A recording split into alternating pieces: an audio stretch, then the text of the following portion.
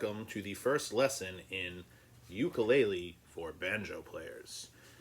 In these lessons, we'll be teaching banjo players how to sort of translate their skills over to the ukulele. It's really a very similar instrument, and I don't think a lot of people realize how similar it is and how much of your technique and knowledge will carry over to it.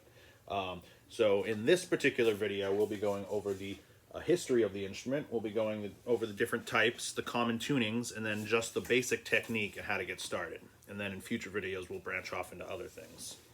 Sorry, I got my notes right here so I don't forget anything.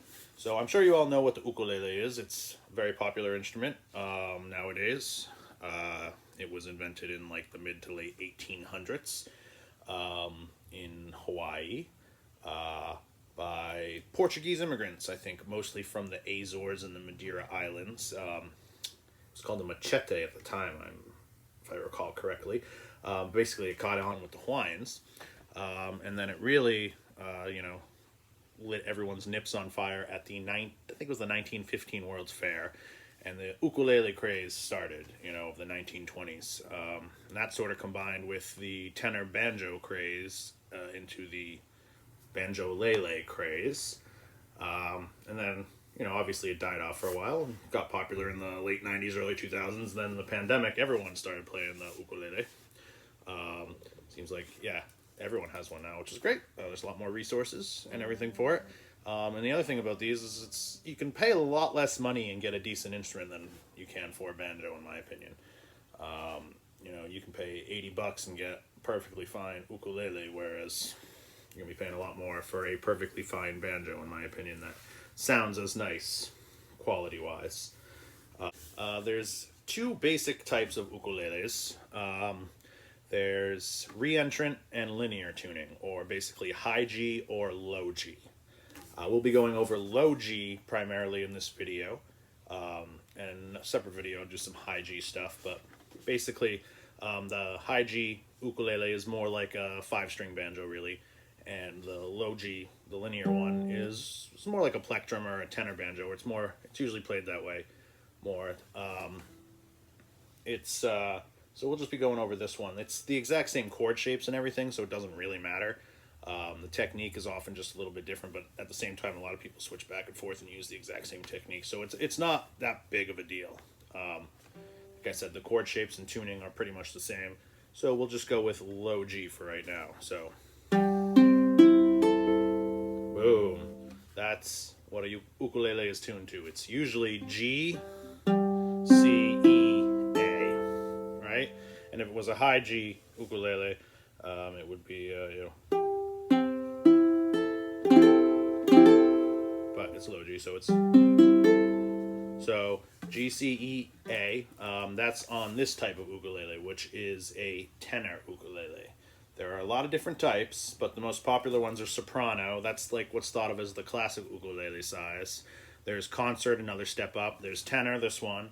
And then there's baritone. And then there's sometimes a step in between called a super tenor. And then there's some other sizes like sopranissimo, sopranino, alto. A lot of people are making tenor guitar-sized instruments tuned like a baritone. And with a slightly wider neck. If you don't know the difference between a ukulele and a tenor guitar, you can tune them exactly the same, but a tenor guitar usually has a thinner neck profile because it's usually tuned like a banjo, like a tenor banjo. So the chord shapes are not conducive really to a fat neck, whereas a ukulele requires a slightly fatter neck.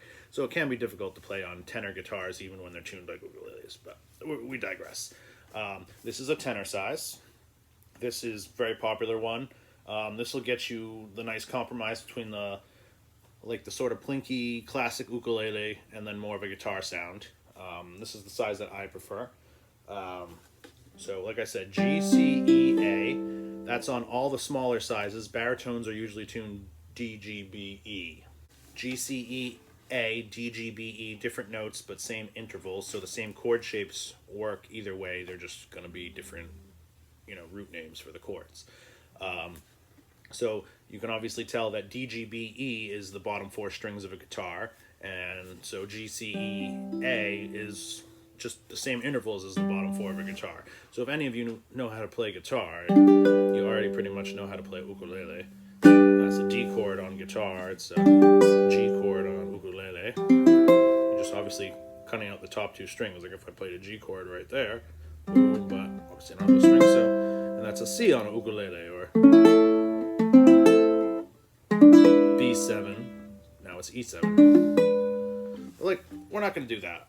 There's lots of lessons on how to play the ukulele in its standard tuning. I have some in other parts of my channel, and you're welcome to check those out if you want, but I'm going to be going over what I call banjo tuning. Obviously, there's many banjo tunings, but I think we can all agree the most popular one nowadays is open G, G, D, G, B, D, with the chanterelle, obviously. So we're going to be trying to mimic that. We only have 4 strings, so we're going to get rid of that top string, the chanterelle. So it's just going to be D, G, B, D, right? G, B, D, D, G, B, D. But obviously it's going to be higher, so we're going to go G, C, E, and it was A on the ukulele, and now we're going to change it down to G. So it's going to be G, C, E, G.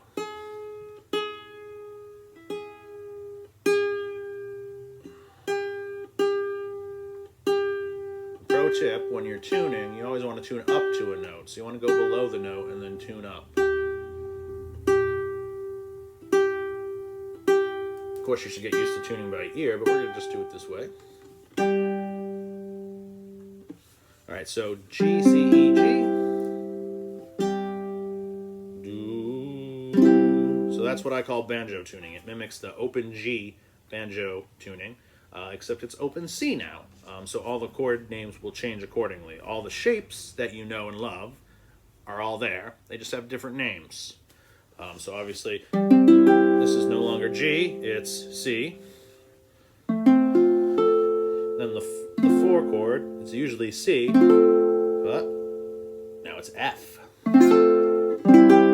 Yeah, so all boom, boom, boom, boom, boom.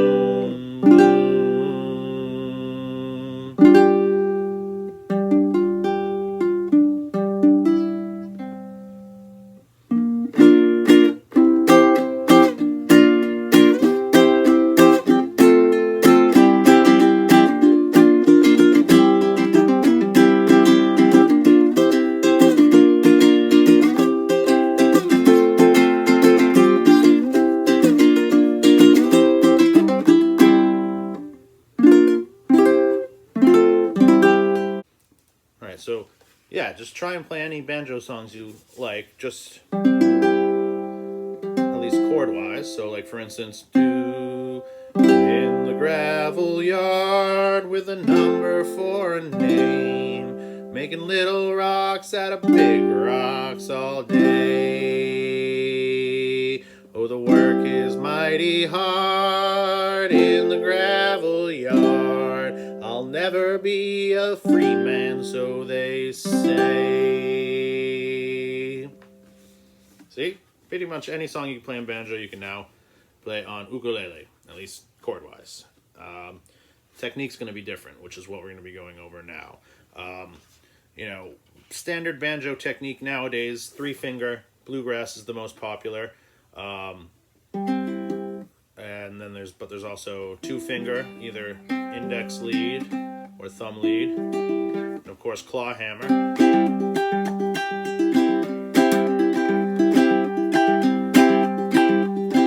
And there's various other styles, and we'll be going over them in another video. Some of them work a little bit better with a high G or reentrant ukulele, because it mimics the drone string or the the high G chanterelle on a banjo.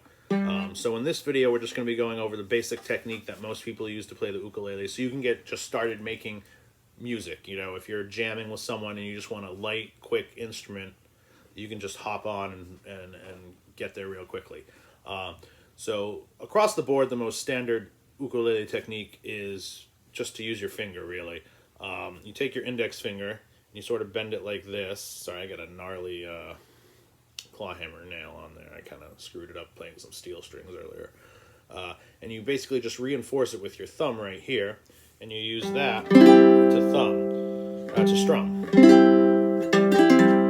and down. You sort of change the angle as you do it, so you get the thumb, the nail going as you go down, and then the fleshy part as you're going up.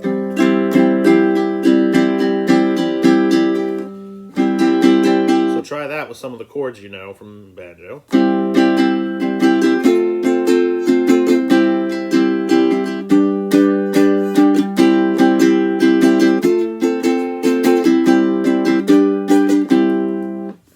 Strumming wise, obviously, if you're a Scruggs player, you're probably more used to playing down here or going up here when you're playing up the neck. And if you're a clawhammer player, you could be playing anywhere, maybe even up here. Ukulele, you know, there's a lot of different places, but the sweet spot most people find is like right here between where the neck meets the body and the sound hole. So most people play there on a ukulele, but you know, play wherever you want, whatever gets you the sound. Obviously, you get a little bit more banjo sound, honestly, right? It does sound nice and mellow right here. Alright, so finger, that's one way to play. A lot of people use their thumb, so just like you would with your thumb pick when you strum, but without a pick.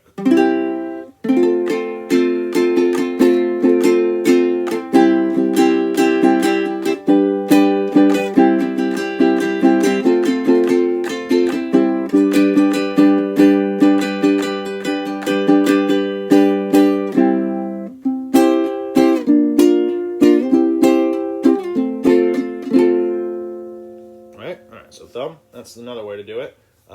You can also, where to go? Which is what I do a lot, is use a pick. You know, if you're a guitar player, you probably are, or a mandolin player, you're probably familiar with holding a pick. You don't need any help with it or using it. If anyone wants some advice, I usually just go like this, make kind of like a fist with your thumb right there, kind of insert it right there. That's my starting point. And then I've been doing this a long time, so I kind of have different ways I hold it. It's not always the best. So when you're starting, you probably want to use like some solid technique. But I sort of just do whatever I want with the pick. But yeah, you just play it like. One thing on an ukulele wooden body you want to be careful is they don't have pick guards like a bluegrass guitar would. Or a lot of mandolins. So you want to make sure you're not striking. See, I got a couple scratches there. You probably can't tell, but I do. Because eventually you wear away like, Trigger, Willie Nelson's guitar. So just watch that. Boom. All right, and then the other primary way people play ukulele is Pima style, or classical guitar style, where you basically, it's like Scruggs style, except you're adding in another finger. So there's basically one per string, although you don't always play it that way. A lot of times the thumb takes.